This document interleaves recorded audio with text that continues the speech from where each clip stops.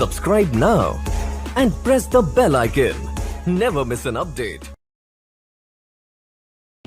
नमस्कार दोस्तों, Hemant LP channel में आपका बहुत बहुत स्वागत है। दोस्तों, फ्रायड के बाद जो है हम लोग कार्ल गुस्ताव युंग के बारे में पढ़ेंगे। देखिए दोस्तों, युंग जो हैं एक मनोवैज्ञानिक हैं।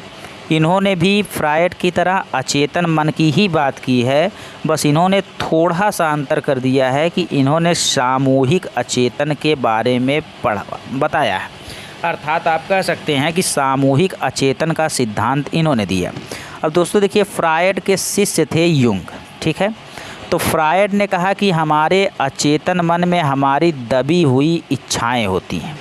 फ्रायड ने कहा कि जो हमारी अचेतन मन है उसमें हमारी दबी हुई इच्छाएं होती हैं, केवल हमारे माँ बाप की नहीं, केवल हमारी दबी हुई इच्छाएं होती हैं, यह फ्रायड ने कहा। लेकिन युंग ने कहा, युंग एक कदम और आगे बढ़ गए और सोचा कि हमारे अचेतन मन में केवल हमारी दबी हुई इच्छाएं नहीं होती हैं, बल्कि हमारे पूर्वजों की भी दबी इच्छाएं होती हैं।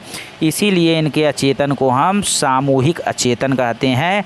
अर्थात जैसे मान लीजिए आप यहाँ पे हैं, तो आपके अंदर जो अतृप्त इच्छा है उसमें आपके पापा की भी इच्छा है, आपके बाबा की भी इच्छा है, आपके बाबा के पापा की भी इच्छा है।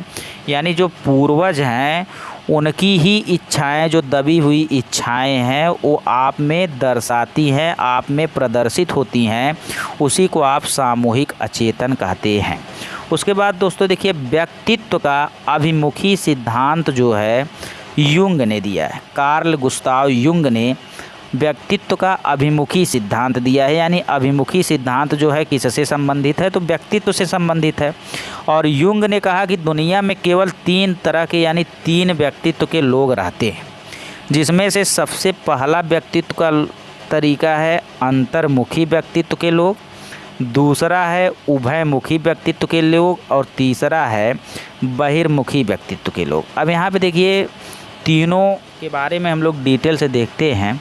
सबसे पहला है अंतर्मुखी व्यक्तित्व के लोग, यानी जिन व्यक्तियों को स्वयं से प्रेम या स्वयं में रुचि हो, दूसरों में कोई रुचि ना हो, अर्थात असामाजिक व्यक्तित्व के जो लोग होते हैं उनमें पाई जाती है अंतर्मुखी व्यक्तित्व का गुण।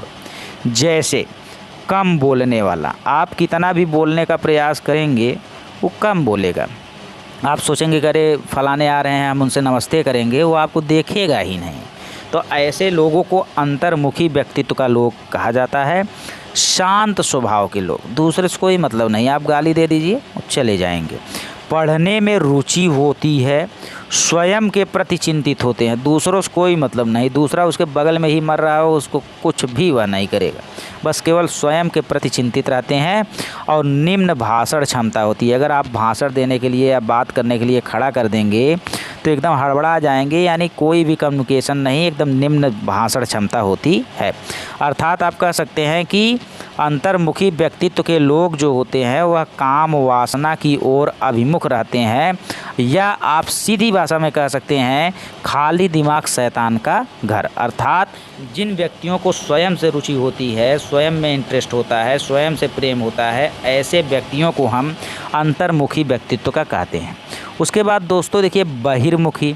तो बहिर्मुखी का मतलब होता है जिनकी रुचि दूसरों में हो, यानी जो सामाजिक होता है, बातूनी, यानी कहीं पर भी जाएगा आपसे ऐसा बात करेगा आपको लगेगा अरे तो बहुत अच्छा आदमी है, मतलब लगेगा कि एकदम घुल मिल गया तुरंत।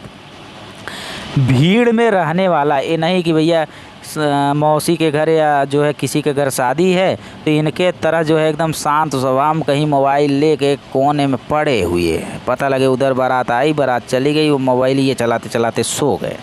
तो ऐसा नहीं होता है बहिर्मुखी वाला। वह भीड़ में रहना पसंद करता है, कार्य करने की शक्ति होती है, यानी कार्य करना में बहुत पसंद करता है, ये नहीं कि कामचोर होता है। साहसिक कार्यों में रुचि होती है। अब जैसे 20 लाख रुपए अगर बिजनेस में लगाना है तो अंतर्मुखी बहुत डरेगा, स्वयं के प्रति बड़ा चिंतित रहता है। लेकिन बहिर्मुखी वाला 20 लाख तुरंत लगाएगा, साहसिक कार्य करेगा, स्वयं के प्रति चिंता कम रहती है बहिर्मुखी के लोगों को। उसके बाद दोस्तों देखिए उभयमुखी। उभयमुखी का मतलब है कि जिसके अंदर अंतर्मुखी और बहिर्मुखी दोनों का गुण पाया जाता है, अर्थात ज़्यादातर लोग जो होते हैं वह उभयमुखी होते हैं, यानी अंतर्मुखी व बहिर्मुखी की मिश्रित विशेषता जिसमें पाई जाती है। अर्थात आप कह सकते हैं कि युंग ने कहा कि हम ना तो पूरी तरीके से अंतर्मुखी होते हैं, ना ही पूरी तरह से बहिर्मुखी, बल्कि हम कहीं कहीं अंतर्मुखी और कहीं कहीं बहिर्मुखी होते हैं, अर्थात हम वास्तव में उभयमुखी ही होते हैं। ठीक है। सिद्ध इन्होंने किया कि भैया अपने पारिवारिक रिश्तों को जब आप निभाते हैं तो वहाँ पे आप अंतर्मुखी और बहिर्मुखी यानी सामाजिक और असामाजिक दोनों होते हैं। जब वाद विवाद होता है या कुछ भी होता है तो आप जो है शांत स्वभाव के बने रहते हैं, और जहाँ पे आपको बोलना होता है वहाँ पे आप क्या करते हैं, बोलते हैं। अर्थात पारिवारिक रिश्तों को निभाते समय आप अंतर्मुखी और बहिर्मुखी यानी मिला जुला रूप होता है। उसके बाद दोस्तों देखिए सामूहिक अचेतन का मतलब है कि अचेतन में व्यक्तित्व संबंधित वे गुण आते हैं जो पूर्वजों के वंशानुक्रम द्वारा ग्रहण किए जाते हैं। ठीक है। उसके बाद आप देखेंगे तो विश्लेषणात्मक मनोविज्ञान के जनक भी कौन है, युंग है। ठीक है। तो इस तरीके से युंग भी जो है समाप्त हो गए। धन्यवाद दोस्तों।